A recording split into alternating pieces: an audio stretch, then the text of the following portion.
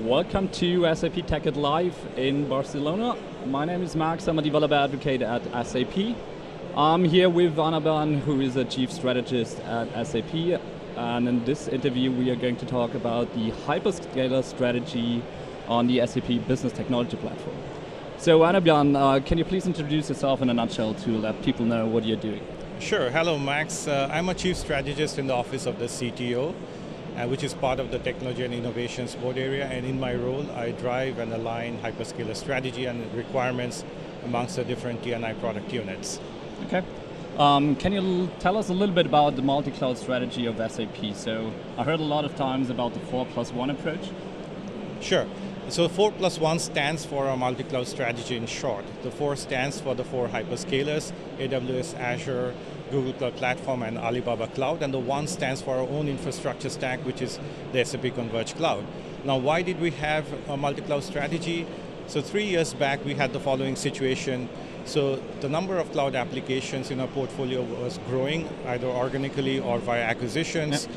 Which meant that more users and more workloads. Secondly, the applications, the nature of the applications were also changing. Mm-hmm. So SAP joined the Cloud Foundry organization in 2015. TensorFlow and Kubernetes as frameworks started becoming popular the year after, and many of our products actually use all of these frameworks. Yep. And which also meant that the nature of the applications also had to be more dynamic, more scalable, more fault tolerant. Yep. And lastly, our own infrastructure stack was an aggregation of different solutions, homegrown and also via acquisition. So we took the following the multi-cloud strategy, and which comprises 3 growth drivers. The first one is that all new applications, all new cloud applications will be deployed on the 4 hyperscalers, leveraging their expertise and investment. And by the way, all 4 hyperscalers are certified to run our workload, and we have data protection agreement with them. The second is that our own internal stack, we will consolidate them, and we will align them and merge them into this SAP Converged Cloud framework, which is a software-defined stack and uses OpenStack. Okay. And the last is that, of course, the infrastructure alone won't solve the problem, so we have to build applications which are fault-tolerant and resilient and follows cloud-native principles. Okay, thank you. When it comes to application development, Jürgen was, for example, talking in the keynote about the Business Technology Platform. When it comes to facilitating application development in the multi-cloud strategy and business technology platform, can you explain a little bit about that? That's a great question. So business technology platform, as Jürgen said, brings together T&I's products and innovation onto one stack with one unified reference architecture so that customers can deliver data, turn data into business value in the fastest possible way. And the business technology platform can run on multi-cloud environments as well as on-premise environment, thanks to tools like Gartner, which we have open sourced, and Gartner basically can control multiple Kubernetes environment across multiple hyperscaler stacks. And the great thing about that is that with Gartner, application teams don't have to take care of day-to-day operations, which anyone who has run a Kubernetes environment knows that it's a big headache.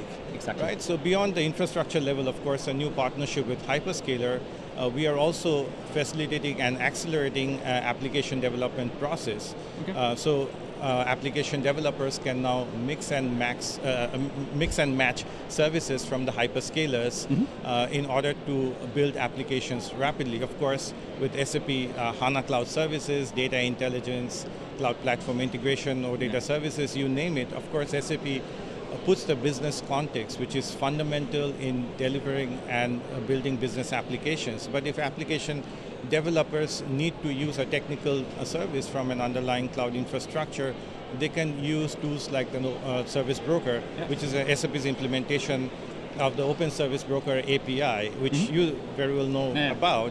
And what it basically does is it eases the lifecycle management of the services. So an admin has to invest a one-time effort in provisioning, decommissioning services, the entitlement, etc. And the application developer can just consume the service on the cloud platform environment. By the way, we just have tutorials around for exactly that topic. So Service Broker implementation, we have it. Fantastic. I've seen your tutorials and I encourage everyone to check them out. Thank you. So obviously the strategy is evolving. Do you have like 2 or 3 things which is in focus right now or in the near future? Of course. So following up on Jürgen's announcement, we have 3 priorities. The first one is that we have to make business technology platform available on hyperscalers. And a very important part of doing that is to understand the customer demand and to make sure that services have a good coverage across different environments. Yep. The second is that we have to build reference architectures, and reference architectures basically will guide customers on how to realize the use cases using a combination of SAP services and hyperscaler services. So Open Service Broker, the service broker is actually a great mechanism, but we are also looking into co-engineering options on how to proxy services, how to enable service consumption using other technologies. And the last, the last part is, of course, that we have to do a better job at communicating these reference architectures to the customers, and therefore we are also jointly working with them to validate these reference architectures, and we will be coming up with these shortly.